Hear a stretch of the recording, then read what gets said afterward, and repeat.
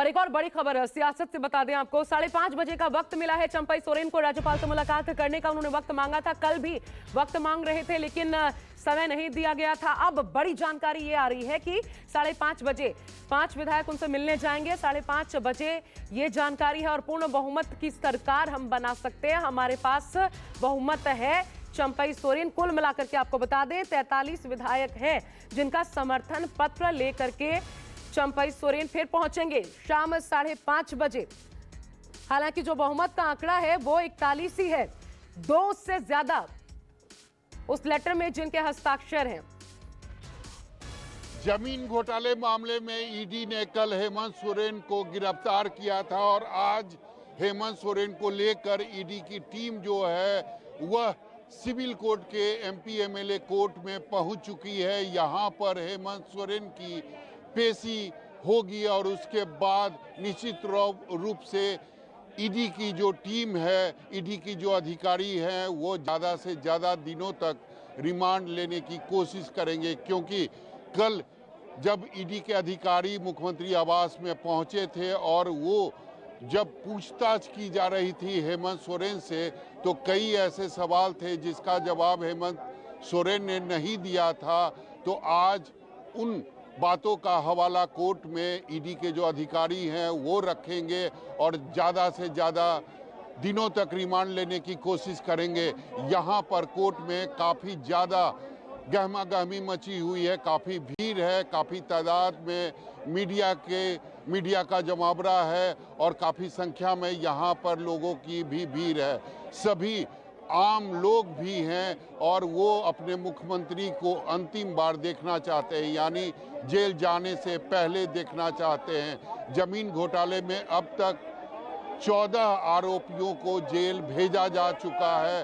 अगर अब हेमंत सोरेन जेल जाते हैं तो ये 15वां आरोपी होंगे। तो हेमंत सोरेन जो हैं वह पहुंच चुके हैं कोर्ट में और यहाँ पर उनकी पेशी होगी और उसके बाद पेशी के बाद निश्चित तौर पर ईडी के जो अधिकारी हैं वह ज़्यादा से ज़्यादा दिनों तक रिमांड लेने की कोशिश करेंगे, क्योंकि कई ऐसे सवाल हैं जिसका जवाब अब तक पूछताछ के दौरान ईडी अधिकारियों को नहीं मिला है। कैमरामैन सनी के साथ सौरभ कुमार, रांची, न्यूज़ 24। तो एमपी एमएलए कोर्ट जब पहुंचे थे तब की तस्वीरें आप देख रहे थे, लेकिन बड़ी खबर आपको बता दें, ईडी ने सोरेन की 10 दिनों की रिमांड की मांग रखी है कोर्ट के सामने। 10 दिनों की रिमांड। पूछताछ में सारे सवालों का जवाब नहीं दिया, पूरा सहयोग नहीं किया, ये बातें ईडी की तरफ से कोर्ट के भीतर कही गई। अच्छा, अपडेट ये है 14 दिनों की रिमांड की मांग की गई है। सौरभ कुमार मेरे साथ हैं।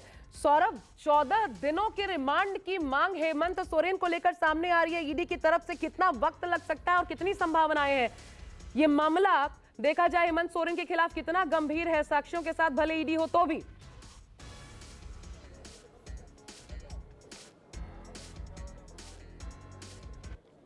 जी बिल्कुल, हेमंत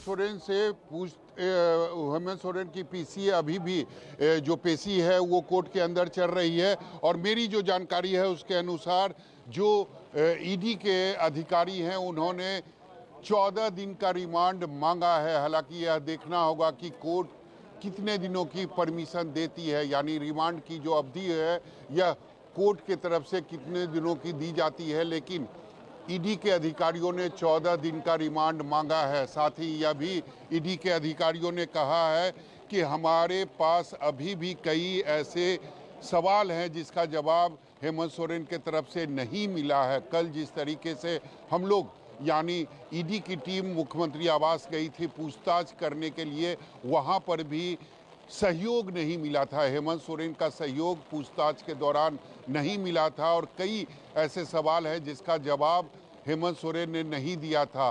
तमाम बातों को कोर्ट के अंदर रखा जा रहा है और साथ ही यह भी बताने की कोशिश की जा रही है कि हमारे पास कितना पुख्ता सबूत है।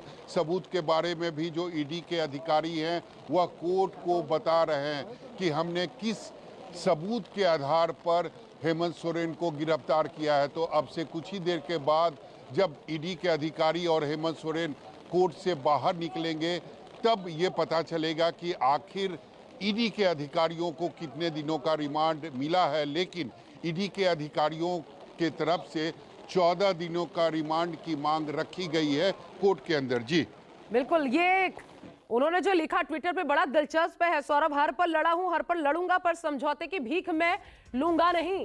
ये बता दिया है कि इस अंदाज में वो इस पूरे ये जो सियासी खलबली मची हुई है उसको डील करने वाले हैं जेएमएम की तरफ से। बड़ी खबर एक और आपको बता दें, शिफ्ट किया जाना है विधायकों को। कुल मिलाकर के 37 विधायक है जिनको हैदराबाद भेजा जाएगा। ये बड़ी जानकारी मिल रही है। चार्टर प्लेन भी पहुंच चुका है और हैदराबाद इसलिए क्योंकि वहां पर सरकार है। पिछली बार जब 2022 में ऐसी परिस्थितियां बनी थी तब हमें याद है कि छत्तीसगढ़ भेजा गया था विधायकों को। क्यों? क्योंकि तब वहां पर कांग्रेस की सरकार थी, लेकिन अब सरकार बदल गई है, बीजेपी की सरकार आ गई है। तो अब झारखंड से सीधे शिफ्टिंग होगी हैदराबाद में। 37 विधायक कुल मिलाकर के, हालांकि 43 विधायकों का समर्थन पत्र है। बताया यह भी जा रहा है 37 वहां भेजे जाएंगे। 5 विधायक जो वरिष्ठ हैं वो यहीं रहेंगे, अभी रांची में ही रहकर पूरी गतिविधियों पर नजर रखेंगे। 5 वरिष्ठ नेता रांची में ही रहेंगे। ये सूत्रों के हवाले से बड़ी खबर आपको बता रहे हैं। इधर ऑपरेशन लोटस जिस पर बार बार जिसकी बात हो रही है, दरअसल चुनाव का वक्त बेहद पास है। ऐसे में कोई इतना बड़ा रिस्क बीजेपी उठाना नहीं चाहेगी। इसलिए खबर यह भी है कि कल बीजेपी विधायक दल की बैठक है। ऐसे किसी भी एंगल पर काम नहीं किया जाएगा और शायद यह भी एक कारण कि आज ही मिलने का वक्त राज्यपाल की तरफ से शाम 5:30 बजे दे दिया गया है। लेकिन क्या इसके बाद भी पटाक्षेप हो जाएगा इस पूरे घटनाक्रम का? इस पर अभी संशय है।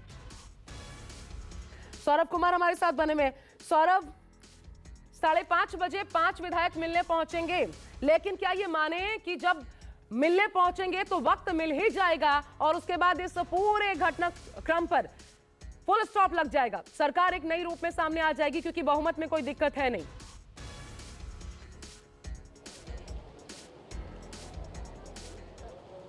जी बिल्कुल, इस पर संशय की स्थिति अभी भी बनी हुई है, क्योंकि कल ही चंपई सोरेन ने अपने 5 विधायकों के साथ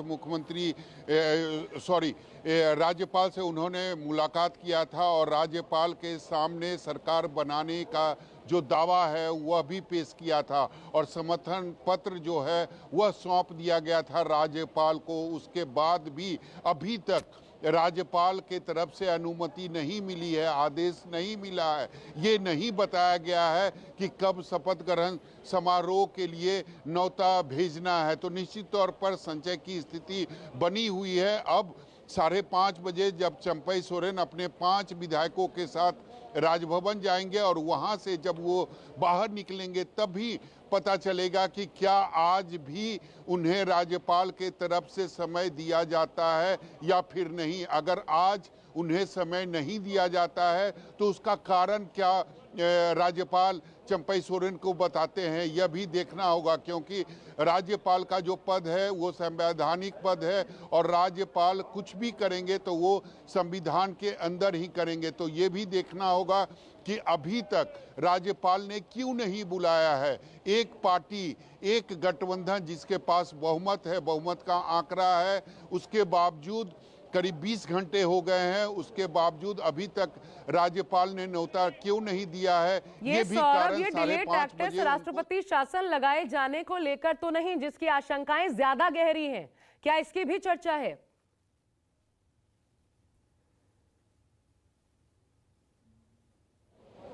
जी बिल्कुल, चर्चा एक तो टूट को लेकर है, दूसरा राष्ट्रपति शासन को लेकर भी है। लेकिन सबसे बड़ी बात है कि ये कैसे संभव है? एक गठबंधन जिसके पास बहुमत है और 48 का बहुमत है, हालांकि जरूर जो समर्थन पत्र दिया गया है उसमें मात्र 43 विधायकों का समर्थन जो सिग्नेचर है वो उस पत्र में है, लेकिन इनका ये भी दावा है, महागठबंधन का ये भी दावा है कि बाकी जो 5 विधायक हैं वो भी उनके बिहार से साथ बड़ी खबर है सौरभ, इसलिए आपको रोक रही हूँ। बड़ी खबर ये है, देखिए कि बिहार के बाद झारखंड की चर्चा हो रही थी, अब झारखंड के बाद देखिए बिहार की चर्चा करना जरूरी हो जाता है, क्योंकि 7 फरवरी को नीतीश कैबिनेट का विस्तार हो सकता है। विभागों का अभी तक बंटवारा नहीं हुआ है, देखना होगा कौन किस पर कितना भारी पड़ता है। इस नई शक्ल में एनडीए की गवर्नमेंट आई है, क्योंकि गृह मंत्रालय को लेकर पेच फंस सकता है। उसमें क्या बात हुई है, कैसे बात बनी है या नहीं बन पाई है। एक छोटा सा ब्रेक, इसी के साथ खबरें लगातार जिस पर निगाह बनी हुई है, एक एक अपडेट आप तक पहुंचाते रहेंगे। सबसे पहले न्यूज़ 24 पर बने रहिए।